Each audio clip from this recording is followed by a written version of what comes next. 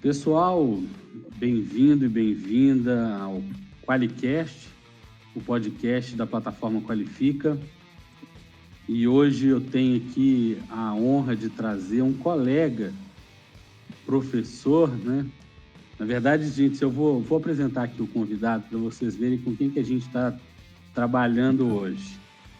Ele é reitor da Unicatólica, Centro Universitário Católico do Tocantins.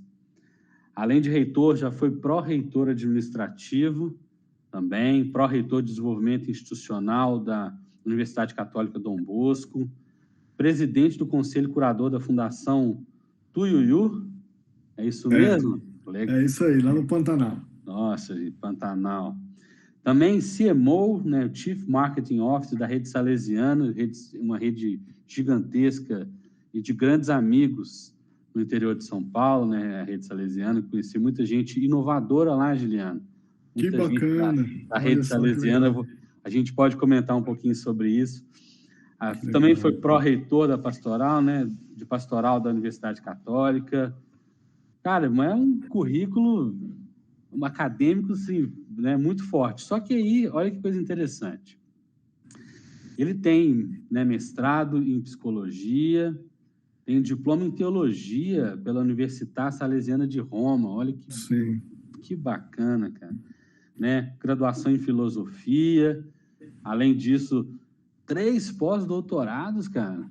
Como é que é essa história? Acho que eu não fiz muito mais coisa na minha vida, né?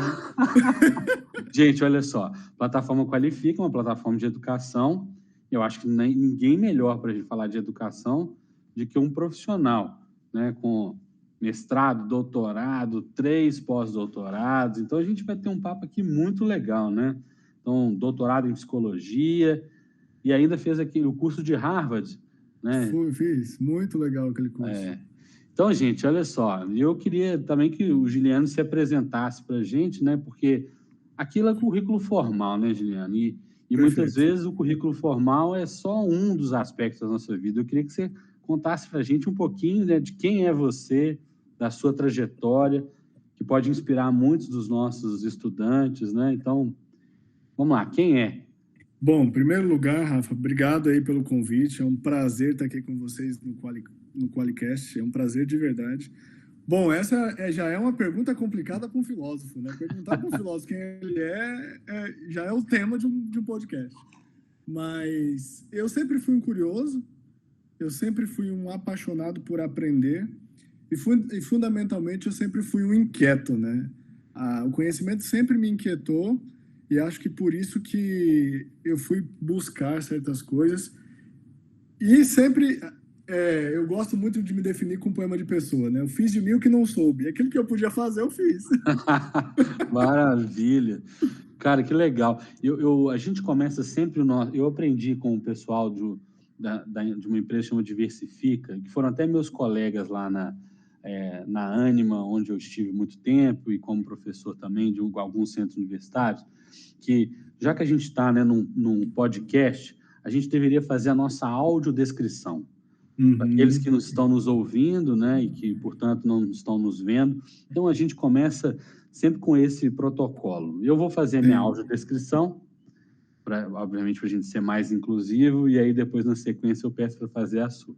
Perfeito. Bom, gente, eu sou um homem branco, de olhos verdes, já tenho as olheiras do tempo, também a falta de cabelo do tempo, né? Já com entradas protuberantes e uma testa grande, um cabelo claro, né? Não tão louro, mas também não escuro.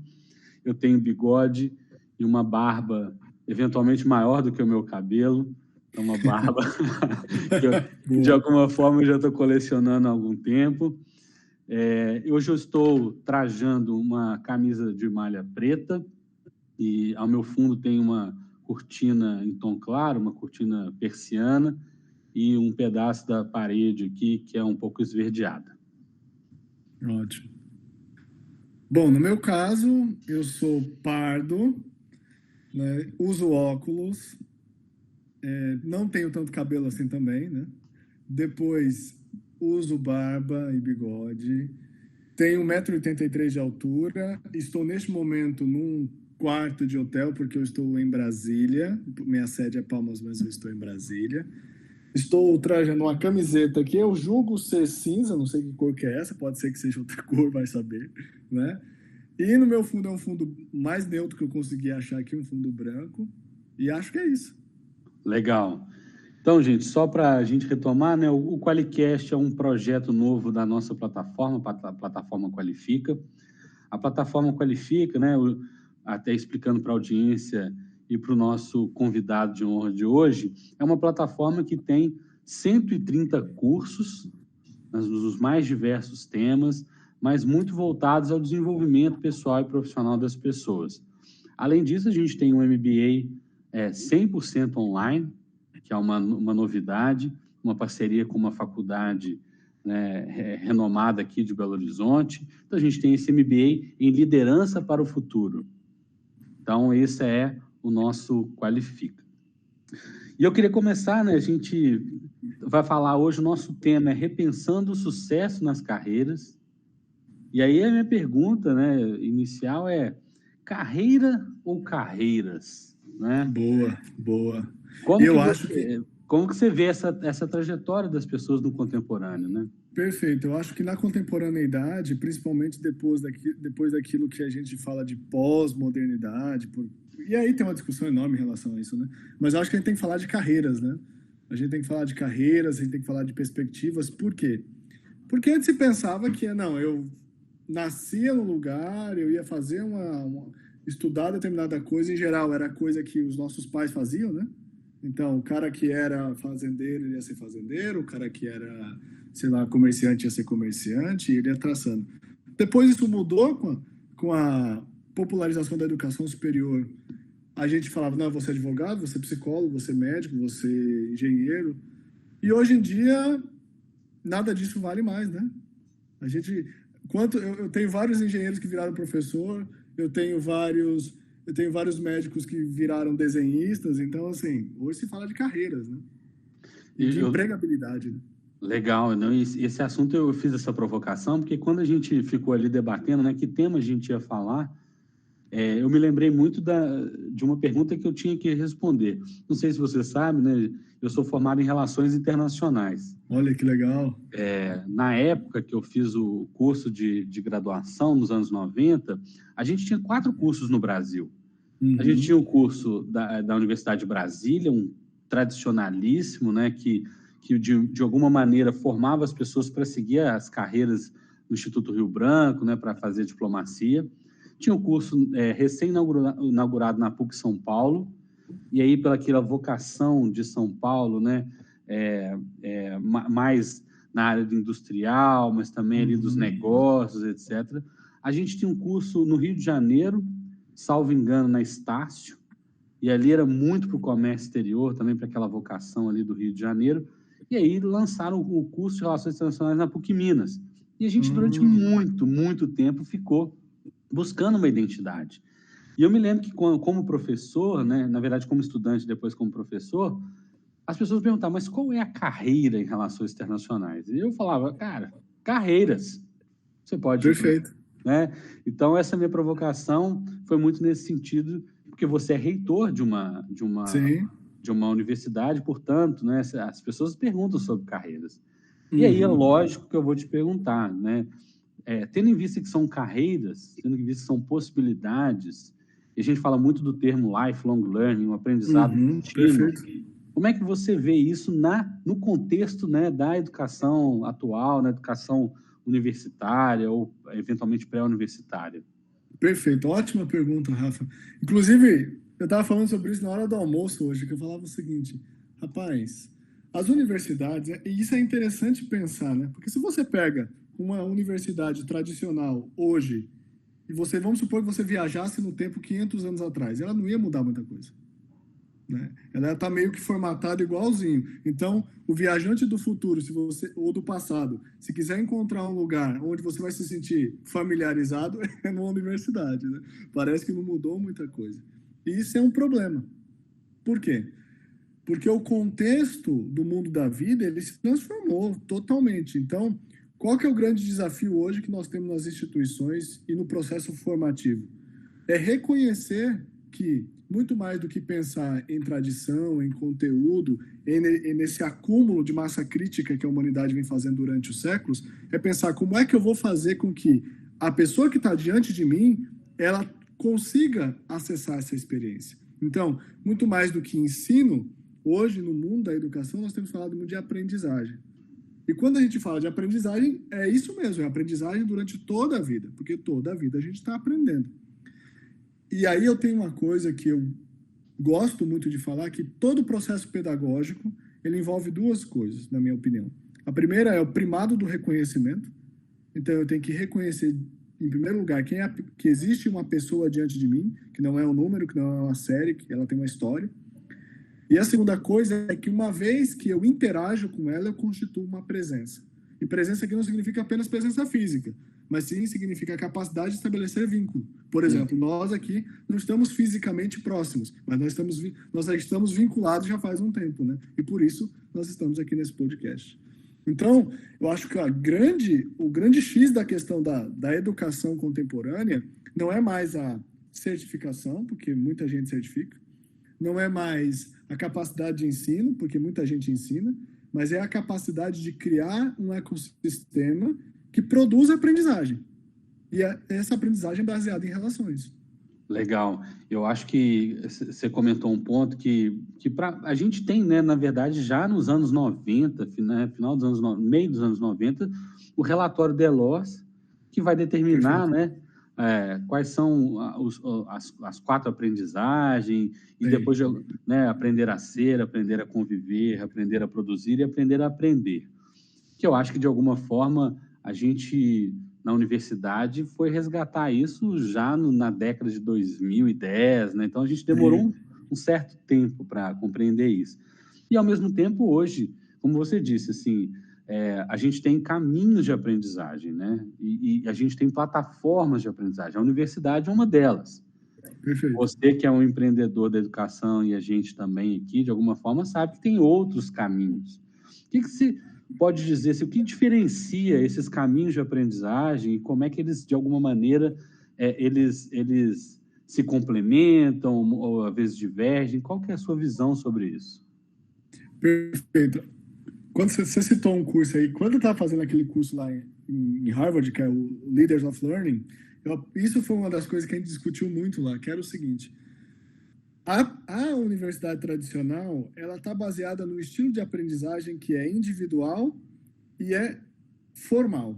No seguinte sentido, você, enquanto indivíduo, que tem que tirar uma nota, que tem que fazer um percurso formativo, que no final vai ter um diploma com o seu nomezinho lá, e você vai postar e vai lá, olha, conquistei, né? O que a gente tem percebido hoje, principalmente a partir do surgimento da internet e da teoria das redes, né? Vamos usar um pouquinho da teoria das redes aqui, é que o modelo difuso de aprendizagem, que é isso que a gente está fazendo aqui agora, né? Em que nós, muito mais do que aprender e ensinar essa relação binária, nós estamos aprendendo, ensinando e ensinando aprendendo, né? É um modelo difuso e é um modelo de rede de compartilhamento.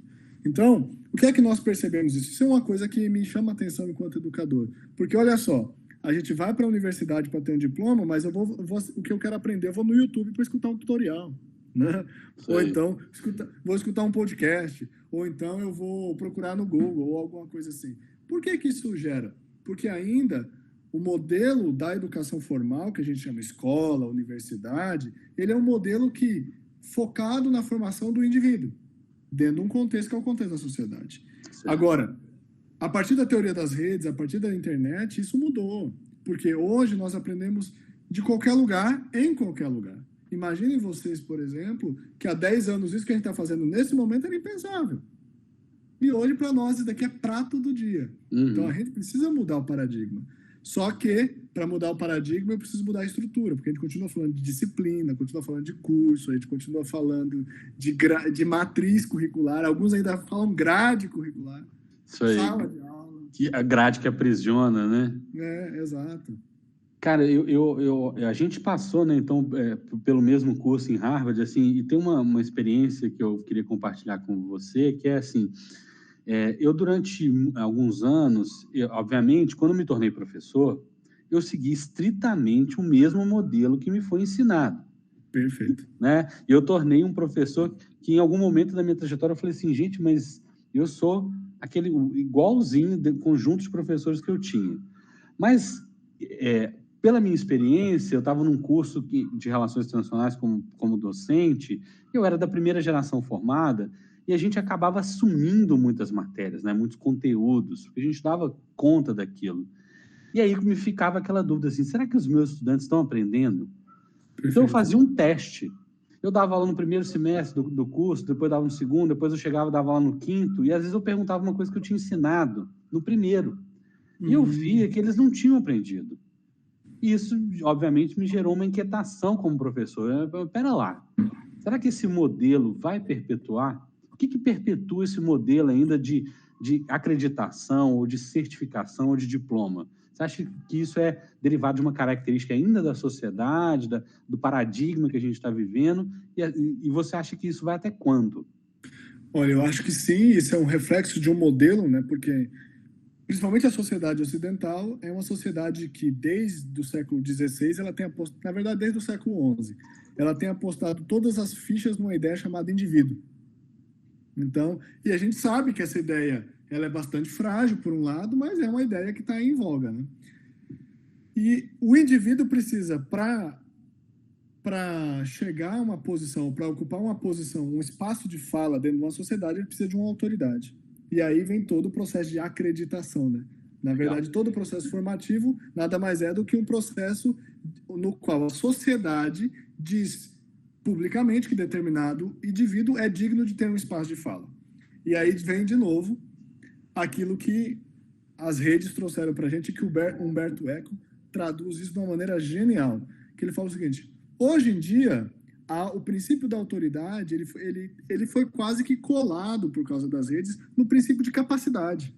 Então, a partir do momento que eu posso, eu sou. Então, essa é que é a diferença. Antes, a sociedade dizia o seguinte: não, você vai ser a partir do momento que eu disser que você é. Hoje, o paradigma é: não, se eu posso, eu sou. E parece que a gente não entendeu essa passagem ainda. Então, eu vejo o seguinte, tanto é que não faz muitos anos que surgiu a palavra empoderamento, né? Empoderamento nada mais é do que essa palavra, né? Do que eu dizer que eu posso, eu sou. Eu acho que o modelo da acreditação ele ainda vai ser necessário, principalmente para áreas muito específicas que têm um conhecimento técnico e muito estrito senso, né? Mas, por outro lado, a forma como esse conhecimento é acreditado é a avaliação ou a prova, que chama assim, a prova social desse conhecimento, que é a capacidade que determinada pessoa tem de colocar aquele conhecimento. Por isso se fala tanto em competências, né? Se a gente pega, por exemplo, áreas da tecnologia, diploma é uma coisa do passado. Uhum. Tanto é que os meus alunos da área de tecnologia, eles viram para mim e falam assim: para que eu preciso de um diploma? Para que eu preciso fazer a prova do Ministério da Educação, o ENAD? Não, eu estou trabalhando bem, eu preciso de certificações em determinados sistemas. Então, acho que o paradigma é esse, da mudança da validação externa por um ente regulador para o empoderamento das competências. Legal. E esse é o grande desafio. Aí eu vou, obviamente, provocar, porque quando eu fui convidado a fazer parte da área de inovação na educação, e eu fiquei muito surpreso com isso, aí isso já vão 8 anos, eu perguntei assim, mas o que vocês pensam sobre inovação na educação? Que área que é essa? Por que vocês não chamam um pedagogo, alguém, né, que ali tem uma trajetória na educação, para fazer esse rompimento de paradigma, quando eu fui convidado? E aí você falou de um negócio que é interessante, né, de competência. E aí nós vamos falar de competência, a gente vai falar de skills, né, soft, hard skills, o termo que a gente trouxe em inglês. E aí as pessoas me perguntavam assim: poxa, mas você está falando de competência, está falando de atitude, está falando de habilidade? Pronto. Aí entrava num debate, Juliano, que de alguma forma eu falei assim: gente, deixa eu romper com essas orientações pedagógicas. Nós estamos falando de skills. Uhum. E aí a gente tem as hard skills, conhecimento técnico, cognitivo, etc., e as soft skills, que são suaves. Né? Uhum. Você falou de competência. O que você entende como competência? O que você entende como skills? Perfeito. Que é a pergunta. Bom, como filósofo, nós temos a mania de ir na raiz da palavra, né? Porque essa é uma discussão infindável. Tanto é que, por exemplo, se você pega algumas linhas na educação, vão falar, não, a discussão das competências não é uma discussão nova, ela começa na década de 70, no processo de industrialização. Não é essa a perspectiva que eu me amparo. Mas eu acho assim, competência é a capacidade, portanto, é uma capacidade. É uma capacidade de interação com determinada realidade, fazendo com que essa realidade sofra os efeitos da sua ação. Então, é isso que eu entendo por competência. Então, se você foi capaz de intervir numa realidade, você foi competente para isso. Agora, legal. O resultado que isso produz pode ser bom, pode ser ruim, pode ser suficiente ou não. Maravilha. Competência. E aí, essa discussão também, assim, eu estou falando com um filósofo, né? Eu me lembro que eu passei a usar skills para poder romper um pouco essa discussão infindável. E aí a gente fala de hard skills, soft skills, real skills. Cara, o que tem de skill hoje? O que você entende sobre esse assunto? Né? O que você pode dizer para a nossa audiência? Porque, querendo ou não, quem está entrando ali na plataforma está buscando algumas acreditações, algumas certificações, mas também desenvolver algumas skills. Eu sou uma pessoa que digo assim, eu acho difícil chamar soft skills, porque elas não são soft. Exato. Elas são muito mais hard, às vezes, que as outras. Não é? Então, comunicação, pensamento crítico, capacidade de resolução de problemas complexos, inovação. Eu sei que você tem um estudo aprofundado nessa área. Eu queria que você explorasse um pouquinho essa questão dessas competências, dessas habilidades. Massa. Então, vamos pensar o seguinte. Eu acho assim, trabalhando a ideia de skills, né? Skills, como é que eu sei se eu tenho ou não determinado skill? Eu preciso perguntar para a realidade. A primeira coisa, por quê? Porque uma skill é a forma como eu interajo com determinada realidade e é como se a realidade me ecoasse e falasse assim, não, tem. Você quer ver uma que eu acho um guarda-chuva que o pessoal usa e usa muito forte? Inteligência emocional. Gente, inteligência emocional é um leque enorme dentro dela. Porque o que acontece? Uma coisa e aí, de novo, o tema da ressonância e do reconhecimento. As skills, elas funcionam a partir do momento que eu consigo estabelecer um vínculo de ressonância com determinada realidade. Seja ele prático, seja ele teórico, seja ele afetivo, não é? Porque, você quer ver um desafio grande? Como é que eu ensino gratidão para os meus estudantes, por exemplo? Legal. Não é? Como é que eu ensino generosidade para os meus estudantes? Existe uma palavra antiga que eu gosto muito, a magnanimidade, né? Que a magnanimidade é essa capacidade de olhar para o mundo e entender que você pode crescer sendo generoso. Né? Então, esse tipo de pergunta eu me faço, isso de como você disse, não é uma soft skill, é difícil fazer um negócio desse. Uhum. Não é porque ela é menos... Porque o pessoal fala soft porque parece que é menos tangível, né? menos quantificável, mas na verdade não é. Mas eu vejo que o grande tema que nós temos hoje de falar, quando a gente fala de skills na contemporaneidade, é desenvolver capacidade de ressoar com a realidade. Certo. Por que eu vou trazer isso? Porque hoje em dia, cada vez mais, parece que nós estamos numa câmara de eco. Os algoritmos das redes sociais, por exemplo. Por que eu vejo nas redes sociais aquilo que me interessa e parece que todo mundo está falando daquele tema? Porque eu estou numa câmara de eco. Uhum. Então, eu não converso mais. E isso veio o grande tema da solidão contemporânea, né? Porque cada vez mais as pessoas estão numa solidão, ou na solidão, ou vivendo um estado de solidão, porque elas entraram numa câmara de eco. Então, a primeira capacidade, ou primeira skill que eu acho que a gente tem que desenvolver, e talvez isso seja um grande desafio para os pequenininhos, né? É a capacidade de ressoar com a vida. Quando a gente olha para um pôr do sol, pensa num pôr do sol massa que você já teve, alguma cena, aquilo você ressoa com aquilo dali. Platão vai dizer o seguinte, quando você olha para um pôr do sol, você não chega para o pôr do sol e fala, não, eu queria um tomzinho de laranja a mais, um tomzinho de vermelho a mais. Não! O pôr do sol não sobra nem falta, e por isso você se coloca na atitude de contemplar, porque você ressoa com a vida.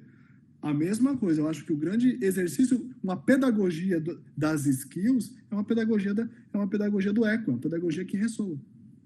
Legal. Você está falando isso, aí eu fico me perguntando aqui. Então, quando uma pessoa fala assim, não, eu sou uma pessoa bem-sucedida, ou o que é o sucesso, né? Esse é o tema, né, da nossa conversa de hoje. Né? O que seria sucesso? Olha, na minha humilde opinião, sucesso é uma pessoa habitada. E aí eu vou me explicar. Claro. O Antoine Saint-Exupéry, que é o que escreveu O Pequeno Príncipe, ele tem um outro livro que eu acho genial, chamado Cidadela. E lá nesse livro Cidadela, ele diz o seguinte: eu estou cansado de, como é que ele fala? De almas sedentárias. O que é uma alma sedentária?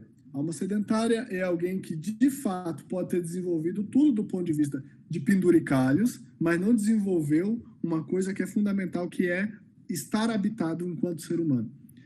Tem um autor, que é o Winnicott, que é famoso tanto na pedagogia quanto na psicologia, e eu gosto muito do conceito de saúde dele. Ele diz o seguinte: saúde nada mais é do que ter uma vida uma vida permeada de interioridade. Então, por que eu acho genial esse conceito? Porque ele desvincula a ideia de saúde à ideia de doença. Uhum. E atrela a ideia de saúde à ideia de desenvolvimento. Mas voltando ao ponto original. O que é sucesso, então? O sucesso, se a gente pode dizer isso, é quando você, de fato, conseguiu atingir um grau de desenvolvimento enquanto pessoa suficiente para a sua idade, ou para a fase que você está vivendo. Eu não posso pedir, por exemplo, para que uma criança dê as respostas de um adulto. Agora, um adulto que dá a resposta de uma criança, aí é um problema. Né? Cara, eu acho muito legal você falar isso, porque na yoga tem... uma vez foi discutido isso com um professor espiritual, o Sadhguru, não sei se você conhece ele, né? Ele é famosão nas redes e tal. Ele falou assim: olha, sucesso é você exercer sua potência máxima como ser humano, como sujeito. Pronto, perfeito. Então, na yoga, a gente entende muito isso. Às vezes, as pessoas ficam tentando segmentar. Não, sucesso, você está falando de qual sucesso? Na vida pessoal? Sucesso na vida profissional? E quando você entra numa dimensão dessa, do exercício da sua potência máxima como ser humano, cara, nós não estamos segmentando, né? Exato.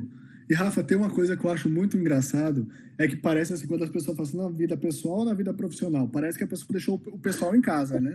Ela saiu no avatar, né? Desvinculou. Não existe isso. Eu não sei se você já viu aquela série, tem uma série que se chama Ruptura. Eu acho que eu comentei num podcast, né? Que a pessoa, quando ela entra no trabalho, ela esquece tudo que teve na vida pessoal dela e só trabalha.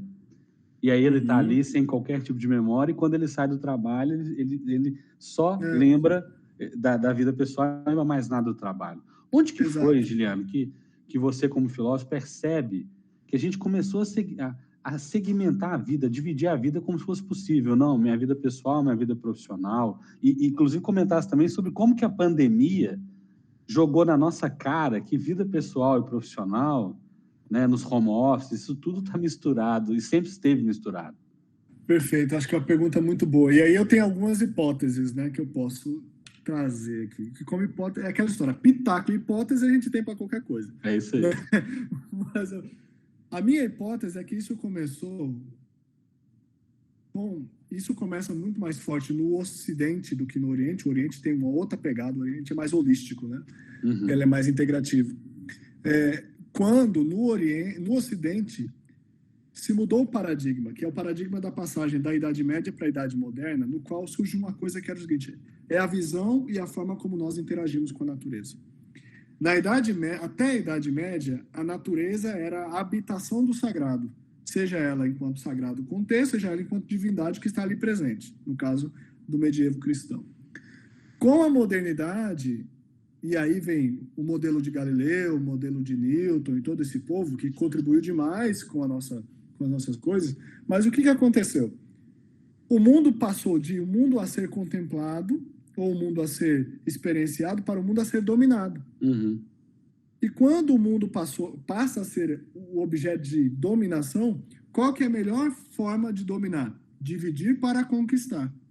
E aí surge um método que entra muito forte no mundo da ciência, no mundo ocidental, que é o método da análise. Analogen, em grego, é dividir. Então, e aí a gente começa a dividir as coisas, a gente começa a dividir. E aí surgem a ideia de Estado-nação, por exemplo, surge nessa época, a ideia de povos a serem dominados, a ideia de corpos a serem dominados, e aí vem toda a ideia da escravização. E, por fim, quando eu já não tenho mais muita coisa externa para dominar, eu tenho que dominar o quê? O mundo interno. E aí surge o foro privado e a vida pública. Quando é nesse momento, nesse processo que surge.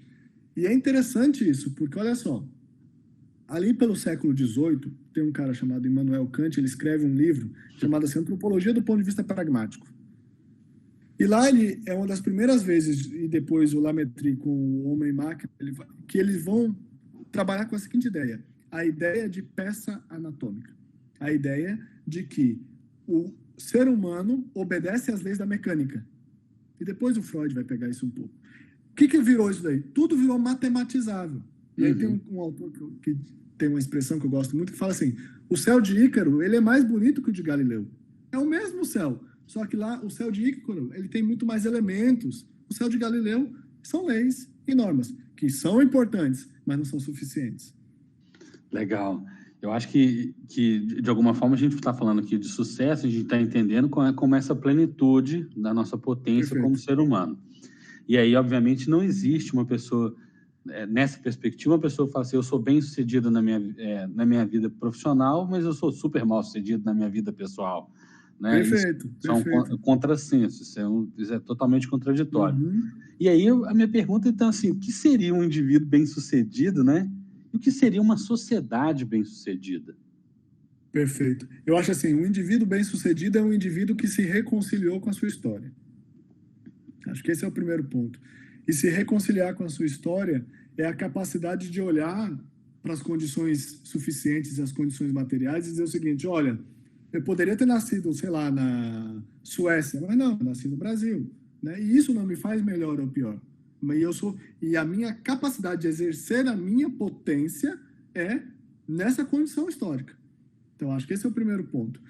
E uma sociedade bem-sucedida talvez fosse uma sociedade onde tivesse espaço para isso. Porque o que acontece? Eu gosto muito, e tem um amigo que me ensinou uma coisa que eu levo para a minha vida. Ele fala assim, a frase assim, não, você tem que sair da sua zona de conforto, a frase clássica, né? Exato. E aí esse meu amigo falou assim, não, eu não quero sair da minha zona de conforto, porque a minha zona de conforto é boa, eu quero ampliar, né? Ampliar de tal maneira para que eu tenha espaço suficiente para circular dentro dela. Então, acho que aqui tem um ponto importante que... E aí vem de novo, né? É outra frase também que o pessoal fala assim, não, você tem que pensar fora da caixa. Às vezes você só colocou uma caixa maior. Você não saiu da caixa, você pulou de uma para outra, de um aquário para o outro. Você só aumentou a moldura, né? Então, sucesso pessoal, nessa perspectiva, é essa capacidade de entender que a melhor resposta que eu posso dar, primeiro, é sempre uma resposta provisória e sempre uma resposta possível. Não é uma resposta idealizada, mas... isso é interessante, nos estudos da felicidade mostram muito bem isso. Né? Quanto mais eu penso na possibilidade que eu poderia ser e esqueço do presente, menos feliz eu sou. Né? Nossa, e aí, eu estou falando que isso é tão maravilhoso, porque eu não sei se eu cheguei a comentar com você, a gente não trabalha mais com disciplina lá, né, na faculdade onde eu trabalho, a gente trabalha com a ideia de unidades curriculares. Perfeito. E dentro dessas unidades curriculares, eu trabalho numa que chama Saúde Integral e Ampliação da Consciência. Que legal. E essa unidade, quando você falou da ideia de saúde, né, desvinculada da noção de doença e pensando o indivíduo na sua totalidade, a dimensão física, a dimensão espiritual, né, a dimensão emocional, e como é que isso reverbera. E quando a gente fala de consciência, de alguma forma, é o alinhamento entre os seus valores e como você traz esses valores nesse eco com a realidade. Perfeito. Eu estou te fazendo essa introdução porque, de alguma maneira, a gente chegou e alcançou o que a gente alcançou materialmente, ou até do ponto de vista científico, inovação, e a gente se tornou uma geração, uma sociedade infeliz. Sim. Eu queria que você comentasse um pouquinho disso. Você tem estudos, né, sobre felicidade e tal? Tem. E assim, isso é muito interessante. A modernidade nos fez uma promessa. A modernidade ocidental diz o seguinte, pela razão nós seremos felizes. E essa foi a promessa da modernidade. Aí chegou, a razão produziu a Primeira Guerra, a razão produziu a Segunda Guerra, e todas as guerras que foram se desdobrando a partir disso, E aí o grande paradoxo, por exemplo, foi o caso do nazismo, onde as melhores mentes, a Alemanha era o país mais culto do Ocidente, e as melhores mentes alemãs produziram o nazismo. E aí o paradoxo foi, a razão é capaz de matar. E aí depois da Segunda Guerra veio o existencialismo e todo aquele movimento lá. Tá. Isso, o que a gente tem percebido é que, primeiro, a promessa da modernidade, ela falhou. A promessa de que pela razão nós seríamos felizes, ela falhou. A segunda coisa, que foi uma outra promessa também, é de que possuir significaria ser. E aí toda a base da sociedade de consumo. E a gente começou a consumir. Consumimos tudo, começamos a nos consumir.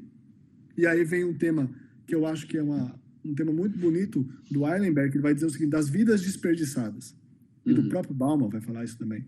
Isso tem gerado o que na gente? Cansaço. Por quê? Porque eu sou o tempo todo um carro acelerado. Mas é cansaço de quê? De fazer coisas? Não, cansaço de ser assim mesmo. Esse cansaço.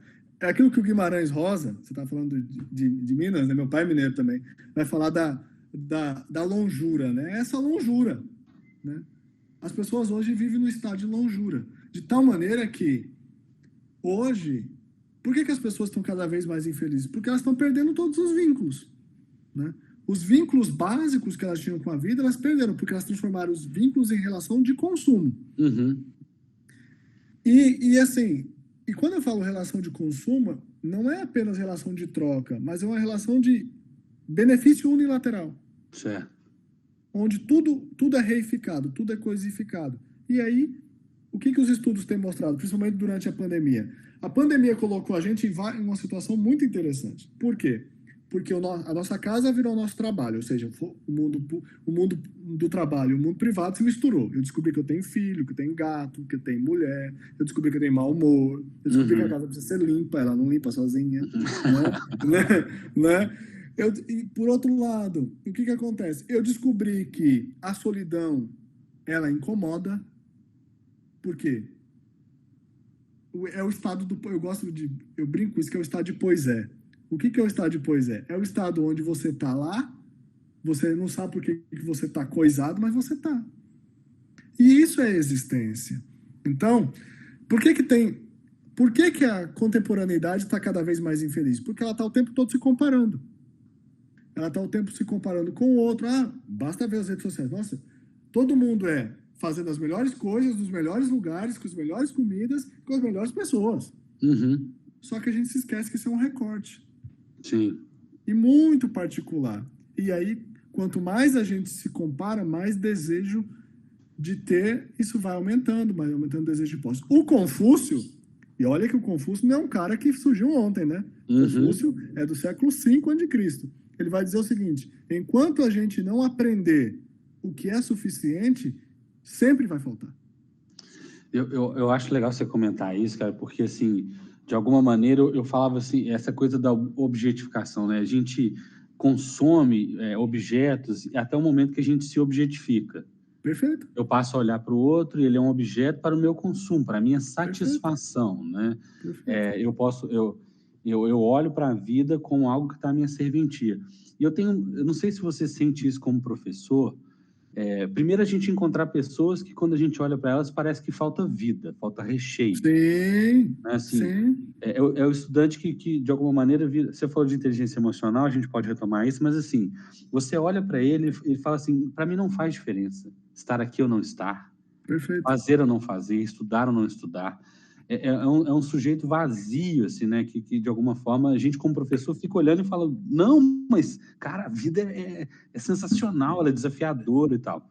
Uma segunda dimensão, que não sei se faz sentido para você, é de vivermos numa sociedade em que as pessoas têm muita dificuldade de lidar com o tédio e com a frustração. Sim. E se eu quero alguma coisa, eu quero rápido. Ótimo. Assim, eu tô lá com meus alunos na plataforma, estão estudando, fazendo os cursos. Agora a gente está com a novidade das comunidades. Por quê? Porque a gente via também que eu lançar tão somente os cursos e as trilhas, que eles continuariam sozinhos. Exato. Eu não sei quem está estudando comigo, eu não vejo professor, não tem aquela coisa da sincronicidade. Então a gente introduziu as comunidades para trazer essa interação. Então, assim, eu queria que você comentasse um pouco essas dimensões, né? É verdade. Tédio, da frustração de não aceitarem receber não, e que se não está ali tudo perfeito, encaminhado, eles também falam, também não faz diferença se tal, se não está perfeito. Como é que você vê essa indiferença do sujeito?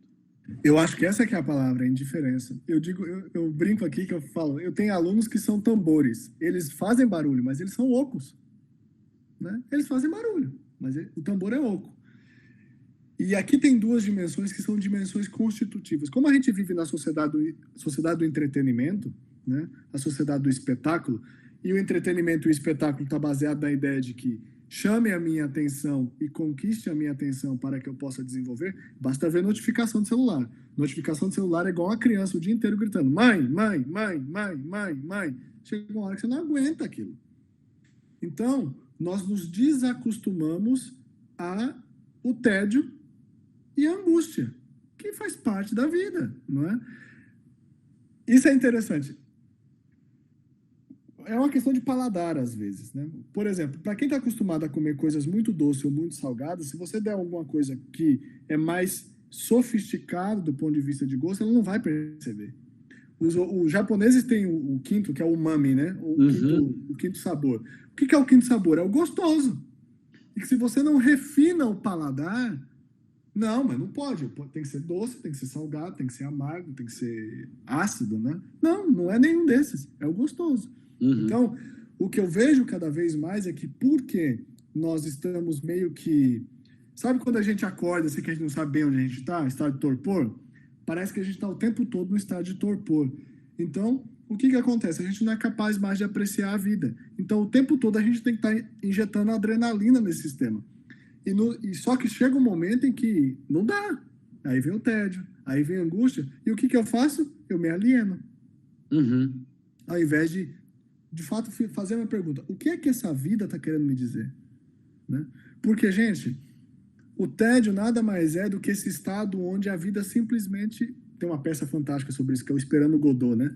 Que a vida simplesmente, ela está aí. E isso a gente, desde a criança está lá entediada, o que eu faço? Eu pego e dou um celular para ela e falo assim, vai jogar. Não, deixa ela viver o tédio dela. Ela vai precisar, porque a vida é entediante. A vida é essa grande fila de espera em alguns momentos. Sim.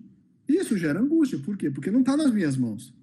Você sabe que eu me lembro de uma palestra, agora acho que um TEDx sobre a normose, né? Normose, um termo muito legal, e desse estado, assim. Então, a gente tem passado como professor semestres, e também a gente vê isso em colegas, isso não é um privilégio dos estudantes, né? De que eles, como eu falei, eles estão perdendo essa cor. E outra dimensão que a gente trabalha muito ali na yoga também, né? Ali no saúde integral, que eu falo muito, é assim, gente, nós nos tornamos incapazes de viver o presente. Sim. Achando... Perfeito. Né, acreditando que o passado, gente, ele foi presente. E o futuro é uma probabilidade de ser um presente. E a gente não é capaz mais, né, cara, de estar ali. E eu tenho uma filha pequena, às vezes, essa é a tentação que nós pais temos, né? A criança começa a ficar entediada, ela te busca. Sim. E aí você fala assim, não, minha filha, você tem que ficar, né, aprenda a lidar com o seu tédio, acha alguma coisa para fazer. Eu não vou te colocar um celular. E aí tem uma coisa que você comentou, que a gente eu tenho a sensação de que a gente está buscando o tempo todo nessa sociedade de entretenimento ter que fazer alguma coisa, ter que estar fazendo alguma coisa, ter que estar estar ocupado. E a gente vai gerar essa sociedade do cansaço, certo? Então, assim, o que suas pesquisas têm apontado sobre a sociedade e o ser humano em nossos dias? Assim, o que você tem mais marcado, chamado a sua atenção? E, obviamente, eu vou te perguntar quais são os caminhos para a gente romper. Sim. Olha, o que eu mais tenho visto aí eu uso uma expressão bastante rasa para isso, para pessoas entenderem. Síndrome da borracha cansada. Né? O que é síndrome da borracha cansada? Esticou, perdeu a elasticidade. Né? Então, eu vejo muito disso. Por quê? Porque como o tempo todo eu tenho que me manter ocupado, o tempo todo eu tenho que estar fazendo alguma coisa, e quando eu não estou fazendo, eu tenho que estar postando alguma coisa, ou seja, eu estou fazendo alguma coisa, né? Porque eu tenho que estar mostrando. Porque antes, lá no século, com o René Descartes no século XVI, era o penso, logo existo, né? Agora nós estamos vivendo o pareço, logo sou. Que é, então eu preciso estar o tempo todo mostrando. O que é que isso tem gerado? Isso tem gerado uma vida que se desgasta com muito tempo. Gente, ninguém aguenta viver com motor acelerado, né? E quais são caminhos para isso, né? Para a gente se livrar disso? A primeira coisa é parar de viver o futuro do pretérito, né? A gente vive no futuro do pretérito. Eu quero ser o que eu já fui, eu quero ser o que eu não fui, né? E para isso tem vários exercícios que podem ser feitos, né? Exercício respiratório, o próprio yoga ajuda nisso. Depois, o próprio exercício de sentar e ouvir, porque às vezes a gente está escutando alguma pessoa falar e está pensando na resposta. Né? Então, exercício... A própria meditação, para algumas pessoas funciona, para outras pessoas não. Para outra pessoa ela vai querer jogar uma cadeira na sua cabeça. Depende da pessoa. Né? A gente medita para não jogar a cadeira nas pessoas. Exatamente, né? E eu, assim, meditação é uma coisa que eu pratico e ajuda de fato, ajuda muito. No começo, todos os demônios saem. E vem aquela história toda, e você fala, não dou conta. E depois você vai serenando. Mas eu acho que a coisa que, usando uma expressão lá do teatro mágico, né? A falta que mais sobra na contemporaneidade é de presente. Nós não somos mais presentes na realidade, nós não estamos mais presentes para nós mesmos. Pode ver que o tempo todo a gente está igual o coelhinho da Alice, né? Mas, Alice pergunta para o coelho, mas por que é que você está correndo tanto? Ele, não, porque eu estou atrasado. Mas atrasado para quê? Não sei, mas eu estou atrasado. Então, esse que é o problema. Então, eu tenho... Essa conversa é maravilhosa, porque toda hora que você comenta alguma coisa, suscita várias outras perguntas, né? Eu acho que você falou, assim, né, de uma coisa do que em algum momento a gente tinha que aprender a ser, depois o ter ganhou grande relevância na nossa sociedade, e eu acho que talvez nos últimos 30 anos, talvez, até menos, o parecer ter se tornou... também relevante.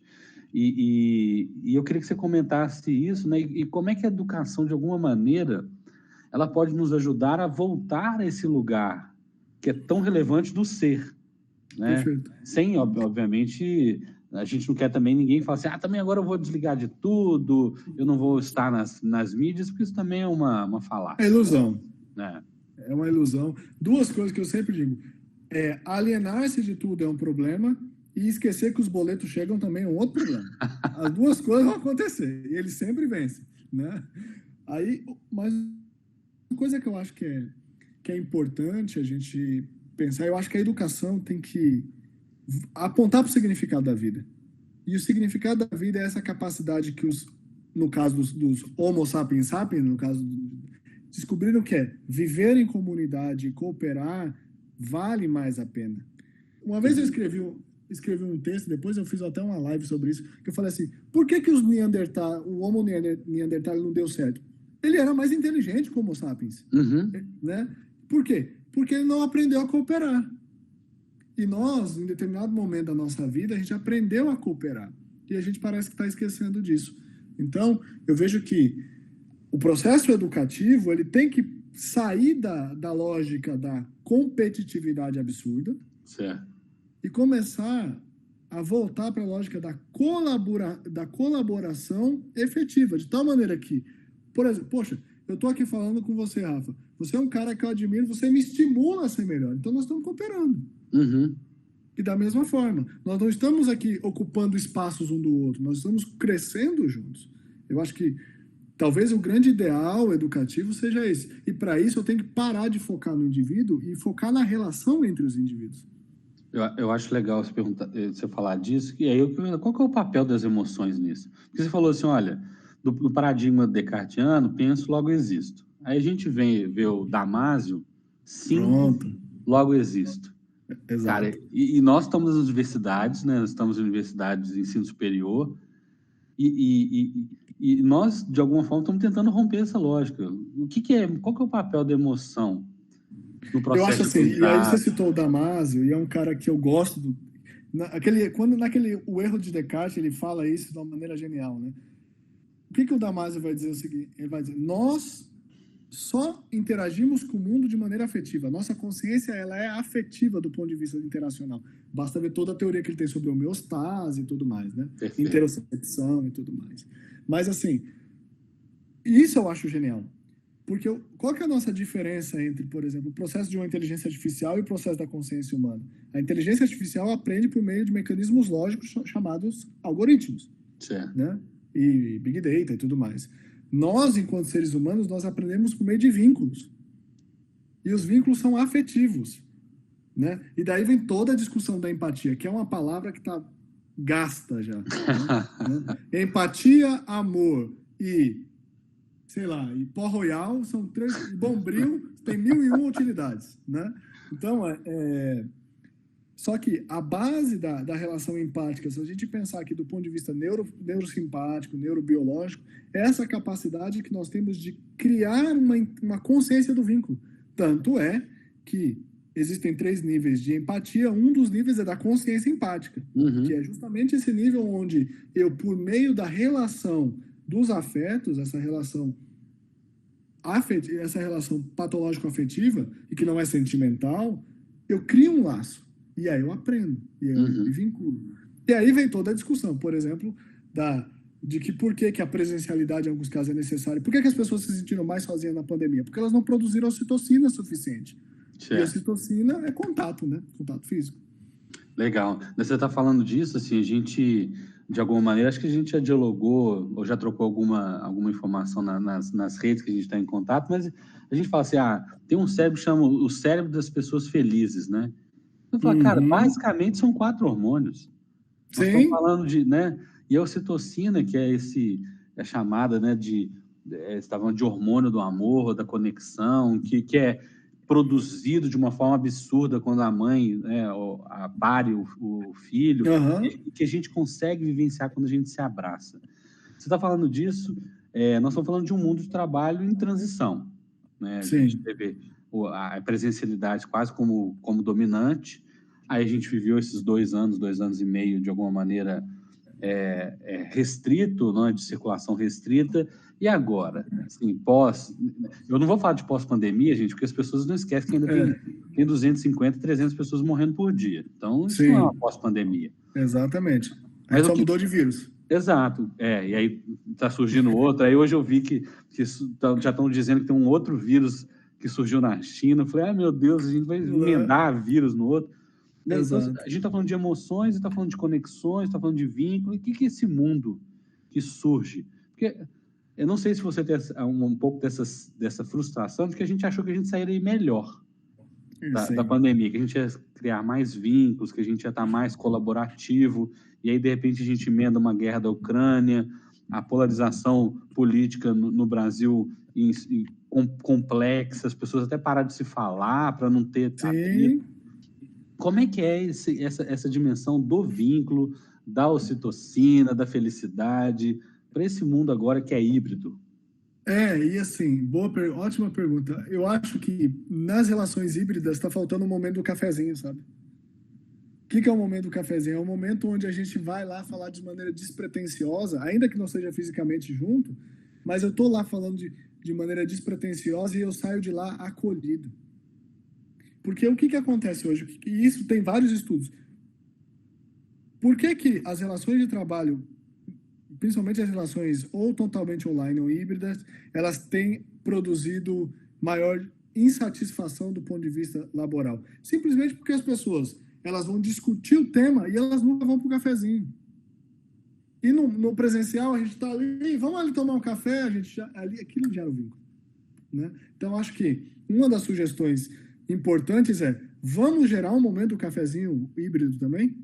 Legal. Porque senão não faz, né? Eu não vou produzir ocitocina? Não, mas eu vou produzir acolhimento, que é uma outra forma também. Você estava falando da ocitocina, eu acho que isso é bem legal, porque a ocitocina também é o que produz cólica nas mulheres, né?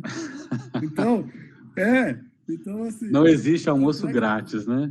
Não existe almoço grátis. Tanto é que, por exemplo, se uma mulher está em dificuldade no trabalho de parto, os médicos injetam adrenalina e ocitocina e, imagina, aí ela vira um negócio, né?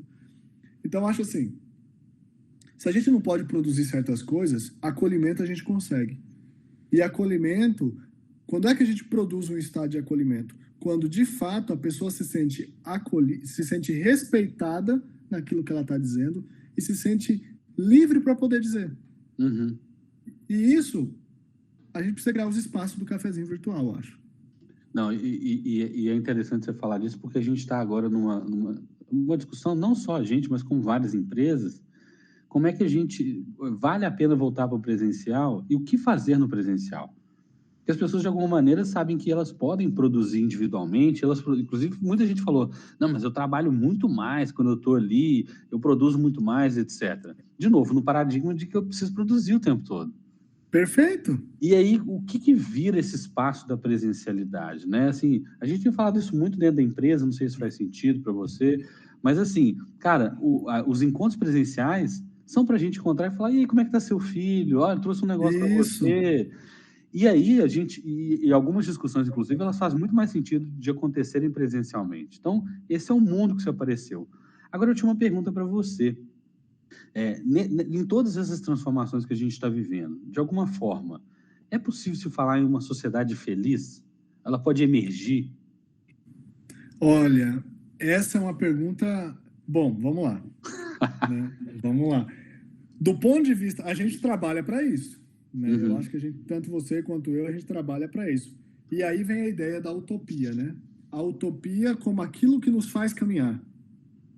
Pode ser que algum dia a gente chegue nesse modelo? Provavelmente não, né? Mas a gente não pode parar de caminhar. Certo. Eu acho que o nosso papel é não deixar de plantar. E como educadores, a gente sabe muito bem isso. Que às vezes você está numa sala de aula e você fala assim, meu Deus do céu, o que vai sair daqui, né? E às vezes sai, né? 10 anos, 20 anos depois, você encontra uma pessoa... Eu comecei como docente na educação básica. E eu nunca vou esquecer isso. Eu tinha um aluno que eu chegava na sala de aula e falava assim, fulano, para fora. E ele, professor, mas eu não fiz nada, por que você está me colocando para fora? Porque vai fazer. A gente, na área de estratégia, a gente chama isso de ataque preventivo. Ataque preventivo. Que virou até um conceito jurídico, cara, uma deturpação do direito internacional, que é assim, antes de você fazer bobagem, eu já estou lá fazendo uma intervenção. Exato, exatamente. E aí o que acontece? Depois de muitos anos eu encontrei esse guri já formado, bem da vida, feliz. Eu falei, tá vendo? Alguma coisa plantou. Então, acho que o nosso papel se existe uma sociedade, é possível uma sociedade totalmente feliz, eu acho que isso é utópico. Mas utopia no seguinte sentido, de que a gente tem que caminhar para isso. Entendi. Eu lembro que, eu não sei se é uma discussão do Toffler, né, que ele vai falar assim, olha, gente, utopia ou distopia são escolhas. São escolhas, são escolhas. Eu posso falar assim, não, mas olha só, eu sei que a distopia, eu gosto muito do Blade Runner, né, assim, gosto muito desses filmes mais distópicos, eu sempre falo assim, tá sempre chovendo, tá sempre uma sociedade predominantemente asiática, com muito neon, né, a distopia... cinza e tal. Mas assim, na medida que a gente... ainda mantém a utopia como a nossa grande caminhada, a gente ainda continua produzindo uma escuta empática, uma escuta ativa, perfeito. A gente gera o acolhimento, de alguma forma, você falou de inteligência emocional, a gente opera para que a gente tenha condições de estar mais, talvez, mais pleno dentro da realidade, com condições de gerenciamento das nossas emoções, entendendo, né, que a realidade ela acontece, ela Sim. não vai mudar. É uma coisa que eu tenho muita dificuldade de falar com os alunos, assim, gente, a realidade, ela não é ruim ou boa, ela Exato. Ela simplesmente E você que, de alguma maneira, ali vai gerenciar ou se gerenciar nessa realidade. Você falou disso, assim, quando a gente pensa no ideal do indivíduo, você falou, esse é um conceito. O ideal de indivíduo falhou, de alguma maneira? Eu acho que sim. Eu acho que sim, porque ele virou uma singularidade, né? De tal maneira, e quem vai dizer isso é o Reckwitt, de tal maneira que o indivíduo era alguém que pertencia a uma coletividade. Essa é a ideia original de indivíduo, né? Certo. Ao mesmo tempo, ele é indivisível, mas ele pertence a uma coletividade. Quando ele se tornou uma singularidade, ele se tornou alguém que ele não ecoa, ele se tornou alguém que não tem ponte. Tipo, o universo em si mesmo, ele é quase tautológico. Ele é um universo em si mesmo, ele acharia que bastasse, porque ele é o universo, mas ele não é de fato o universo. Ele não é. Então, acho que o projeto do indivíduo Bom, o projeto do indivíduo ele falhou do ponto de vista que ele esqueceu a coletividade, mas ele acertou do ponto de vista que ele se radicalizou tanto que ele virou uma singularidade. Uhum. Perfeito. Eu acho que assim, a gente, como eu falei, acho que nós dois, o papel de educador, a pergunta que alguém sempre me faz assim, cara, por que você não desistiu? E aí você comentou, por que, de alguma forma, você ainda não desistiu? Já que a gente está vendo tantas dificuldades, por que ainda acredita na educação? Porque o Shakespeare tem uma expressão que eu acho linda, que ele fala o seguinte, o ser humano é capaz de tanta coisa maravilhosa, é capaz de tanta... E ele está falando isso num contexto bem ruim. Né? É capaz de tanta coisa maravilhosa, é capaz de produzir coisas fantásticas, mas ao mesmo tempo é como a chama de uma vela na noite escura. Né? Só que é isso, sabe? Eu acho que... Por que eu não joguei a toalha ainda? Porque eu me olho e olho para o contexto e olho para todo mundo e falo assim, cara, tem dia que a gente é uma merda, tem dia que a gente não faz nada, tem dia que a gente só faz burrada, mas ao mesmo tempo tem dia que nós conseguimos encantar a vida. Então, acho que o grande propósito de acreditar como educador num projeto chamado Humanidade, eu acho que a pergunta às vezes é quase negativa, é não permitir sucumbir-se, né? Porque é isso, né? O bem é sempre silencioso. O bem não faz escândalo. E nas tradições orientais, então, né? Quando lá você pega lá o Bhagavad Gita, vamos pegar o Bhagavad Gita lá, que você tem toda a discussão do Arjuna lá, e o que eu posso fazer? Ele fala assim, não, eu só quero não ir nem para a esquerda, nem para a direita. Eu quero ficar na linha. Então, acho que o grande exercício nosso é fazer com que, de fato, esse bem silencioso ele continue a ter espaço. Esse é o nosso papel, porque ele vai agir se ele tiver espaço. Agora, legal. O problema é quando a gente joga a toalha, né? Então, eu ia até fazer uma piada desse modo da direita e esquerda, mas eu acho que é melhor evitar aqui nesse momento que as pessoas vão virar e falar, não, mas então é a terceira via, né? Mas cara, assim, quando a gente começa a conversar no podcast, né, a gente acha que vai para um determinado caminho e, de repente, essa fluidez, né, essa coisa maravilhosa. Exato. E eu queria te perguntar, assim, mais pessoalmente, né, porque eu criei um curso que eu chamei de Revolução. E revolução, até porque ele tem, assim, na palavra revolução, ele tem o love ao contrário, né, que é o amor e tal, e a gente falou palavra desgastada. E eu venho trabalhando com os alunos a dimensão da consciência, da espiritualidade, ensinando técnicas meditativas, yoga, mas também falando de neurociência. E o curso culmina numa discussão sobre valores. Então, eu gosto muito, muito, assim, eu sou fã, assim, quase grupo do Conte Sponville. Sim, naquele André livro. Sponville. Assim, do Pequeno Tratado das Grandes Virtudes. Sim. O que eu fiz lá? Eu não sou um filósofo de formação, né, obviamente, e em alguns momentos os textos, tem uma dificuldade enorme com os textos dele, mas eu fui fazendo uma ponte entre a filosofia ocidental, naquilo que ele está discutindo ali, de valores, e a yoga. Sim. Então, eu falo, olha, isso que ele está chamando de coragem, na yoga, é percebido dessa maneira. E aí, geralmente, eu propicio uma meditação e um kriya que tem vinculação com aquilo. E eu falo assim, tem alguns valores, para mim, são chave, né? E eu queria, na verdade, te perguntar para você, já arrumando para o nosso fim da nossa conversa, quais são os valores que você carrega para a sua vida? Olha, eu acho que valores que eu carrego para a minha vida, o primeiro deles é a lealdade, né?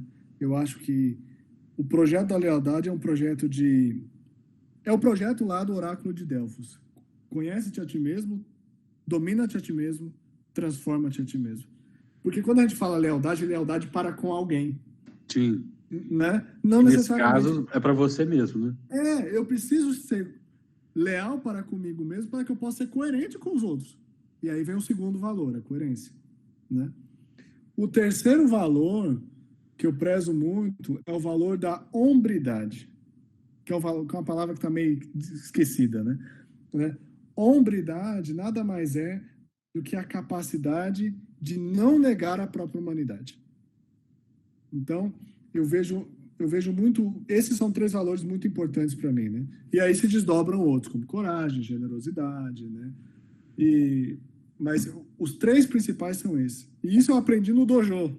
E por muito tempo eu fiz Bushido, sabe? Eu fiz Kendo, eu fiz Kenjutsu, né? Olha só. E aí, É outro podcast, porque eu fui artista marcial por 22 anos também. Que cara. massa, cara. Olha, tá vendo? E aí uma coisa que eu aprendi, e eu uso isso muito na gestão, a gente tá falando de carreira e tudo mais, é o estado de Mushin, né? Que é o estado da não-mente. O que é o estado da não-mente? É o estado da abertura. É quando você simplesmente está aberto para a realidade que está ali na sua frente, que você vai lidar com ela.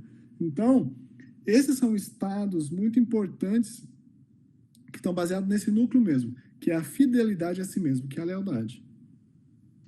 Legal. Cara, assim, tem uma pergunta que eu sempre faço para os convidados, mas acho que aqui ficou até inútil, né? Indicação de algum livro sobre o tema. Cara, assim, gente, conversar com filósofos, conversar com pessoas cultas é outra. Você deve ter citado assim, uns 40 livros, 80 autores. Mas, assim, para esse momento nosso, assim, né, que é um momento complexo, de alguma forma, você tem alguma indicação de livro que as pessoas... Você falou de felicidade, né? Tenho. Eu acho que, se você falou do o André Consponville, eu vou citar um livro dele, O Bom Dia Angústia. Né? Exato. Eu acho genial aquele livro. Bom, a gente depois, né, vai deixar nas nossas comunidades lá essa indicação e mais outros, né, que a gente está... acho que eu gosto muito também do Felicidade Desesperadamente, né? Que é um texto que eu deixo para os meus alunos ali quando a gente vai discutir felicidade, não como valor, mas a meta do Revolução é chegar na discussão de felicidade. E eu também peço para a pessoa indicar uma frase para reflexão, mas se você quiser deixar alguma, porque você já deixou tantas frases para reflexão.